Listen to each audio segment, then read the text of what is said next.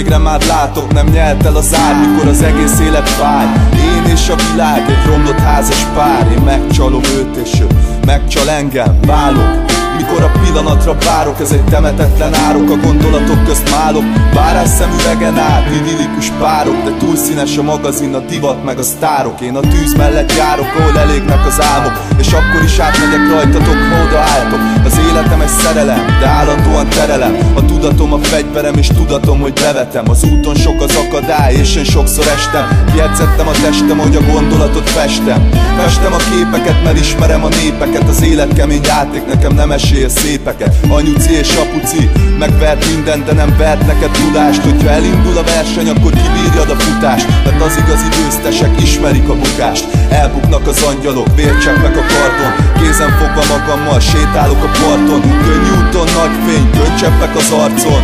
Ez a harcom, megütheted az arcom, én akkor is oda tartom. Azt mutatok, mit akarok, nem érdekel, ki nézi, de csak azt hallgasson engem, aki tényleg érzi.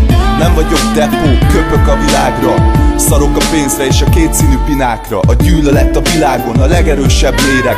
Kirág minden belülről, a legkeményebb féreg, és a legpuhább szíveken van a legkeményebb kéreg. Megfagyaszt a környezet, egy égpáncélon élek. Félek az elhagyott hitek, budapesti lámpafény, mardosó hideg. Félelem a napoktól, a karcoló ideg, az elfogytott érzések, harcoló szívek. Elsuhannak az évek, az ablakból integetnek. Örülnek a bűnösök, mert végre kint lehetnek. Azt mondtad, hogy szeretsz, és azt mondod, hogy értesz. Most azt mondod, hogy gyűlölsz, de látom, mégis féltesz.